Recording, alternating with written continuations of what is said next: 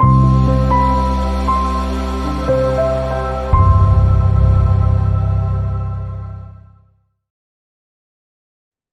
Conversando com Rosana de Rosa hoje é: qual o pior luto? Muitas pessoas qualificam esse ou aquele luto como pior. O pior luto de todos é a partida de um filho, vai dizer uma mãe. O pior luto de todos é o luto de uma mãe, vai dizer um filho. E assim por diante. Então, nós podemos aprender que o pior luto não existe, e sim a forma como cada um vai encarar o luto para torná-lo a pior coisa da sua vida ou a experiência mais dolorosa da sua vida, entende? Não tem como, né? Eu acho que é importante a gente ter esse olhar para que a gente aprenda a respeitar aquilo que o outro sente. Poxa, mas isso é demais. Não, não existe o demais, né? Nós tivemos uma experiência num dos grupos de acolhimento do projeto, aonde no mesmo grupo uma mãe disse: claro, eu entendo a dor de todos vocês, mas a pior dor é a minha, que minha filha morreu. E aí um homem se manifestou dizendo: puxa, mas você está desqualificando o luto que eu sinto pela minha esposa que faleceu? Opa, né? Olha que importante, né? Para ele, aquilo era a experiência mais impactante. Para ela, aquela era a experiência mais impactante. Então, a gente pode respeitar todas as experiências. Eu acho que é uma grande oportunidade que a gente teve de amadurecer sobre esse olhar empático da reação do outro e, ao mesmo tempo, sobre esse olhar do que história de cada um é mais importante para cada um. Mas nunca me comparar a minha história com a do outro, no sentido de o que eu senti, o outro tem que sentir, ou vice-versa, e sim respeitar a individualidade das histórias e honrar todas, aprendendo a ter respeito por todas as emoções, todas as expressões de cada história que vai aparecendo. Então, é importante na hora do acolhimento, porque quando a gente vai acolher, se a gente desqualifica ou tenta se colocar naquela posição, no sentido de falar, que bobagem, isso é pouco, isso é muito, a gente perde a perspectiva de realmente acolher aquela pessoa. A gente só consegue acolher aquela pessoa quando a gente dá a ela o direito dela sentir o que ela sente, né? E a gente ter uma aproximação amorosa diante daquilo que ela traz. Outra coisa, o luto também, a forma como você vai sentir, vamos dizer que quando você tinha X idade, o luto para você, dentro da mentalidade que você tinha, foi X. Vamos dizer, quando você, uma década depois, você viveu o luto, mas numa fase muito mais madura, tendo uma visão espiritual muito mais ampla, onde havia ali um espaço para percepção de que talvez apenas houve o desenlace do corpo físico e não necessariamente você perdeu aquele ser, mas sim que esse ser, né, fecha o ciclo dele aqui na matéria. Opa, talvez você sinta o luto de uma outra forma. Então, o luto também depende das fases que nós estamos vivendo, como nós visualizamos dentro daquele momento que aquele ocorrido se desenrola na nossa vida. Então, mesmo nós mesmos vamos ter, muitas vezes, sensações diferentes em determinadas fases de amadurecimento diferentes. Então, também isso precisa ser respeitado. Ah, você mudou de ideia? Não, não é questão de mudar de ideia. Eu amadureci em relação a esse tópico, né? Eu ampliei em relação a esse tópico e agora eu vejo um pouco diferente, não vejo exatamente assim mais.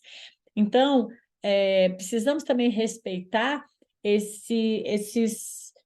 essa jornada onde vai desenrolando a vida de cada um dentro de uma perspectiva da experiência que cada um vai tendo, né?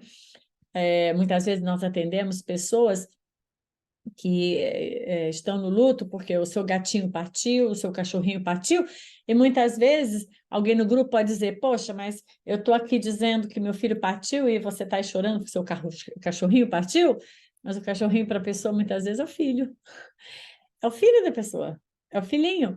Então, nós não podemos subestimar o luto daquela pessoa porque é um animalzinho, mas o sentimento que ela tem perante o animalzinho é como se fosse um filho para ela. Então, nós não podemos qualificar, né? De dizer, imagina, esse aqui é muito pior do que esse, porque imagina, esse aqui é de um animal, esse aqui é de uma pessoa. depende, né? Então, é muito importante abrirmos a nossa consciência para ver essa inclusão de todas as possibilidades de expressão de luto que cada um possa ter. E desqualificar pior ou melhor, né? Tanto para nós como para o outro. Eu posso me comparar. Na década passada eu sentia dessa forma, agora eu vejo as coisas diferentes, eu sinto diferente. Então, eu posso me comparar em relação ao passado, que hoje eu posso sentir diferente. Importante isso, até para que a gente qualifique os passos que a gente vem dando, mas nunca os passos do outro, né? Às vezes a gente não percebe, mas a condição que o outro está de vida, quando aquele luto acontece, às vezes exacerba muito. Então, vamos dizer que a pessoa está desempregada, numa fase onde ela acabou de se separar. Quantas vezes a gente acolhe pessoas no grupo que a pessoa diz, puxa, eu acabei de me separar e meus pais sofreram essa questão do Covid e os dois desencarnaram. Poxa, eu acabei de me separar, então não estou tendo suporte do meu esposo, coisa e tal. Sim, a situação que a pessoa vive, às vezes, agrava o sentimento do luto pela situação que a pessoa vive, pela situação de distância, pela situação de... Quantas vezes nós atendemos pessoas que se encontram, residem em outro país, como eu resido, então a pessoa em outro país não pode voltar, ela sente diferente, né? Sente muitas vezes aquele vazio por não ter participado daquele fechamento de ciclo pessoalmente. Também não podemos comparar, dizer que é certo ou errado, é muito, é pouco.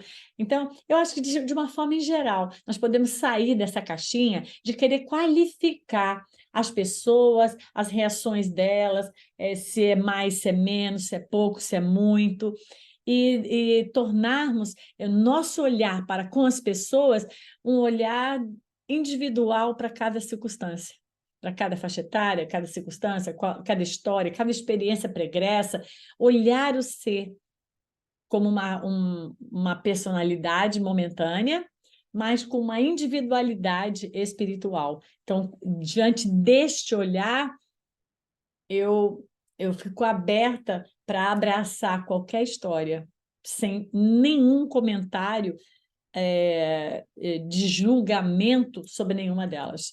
Eu me sinto muito confortável de estar nesse lugar. Isso aprendi muito acolhendo as pessoas, a não julgar as pessoas, não julgar diante ali do luto aquilo que ela fala. Muitas vezes no luto a gente vai ter o agravante da pessoa, além de estar passando luto, ela ter um transtorno, ela ter uma circunstância, um adoecimento já pré-existente.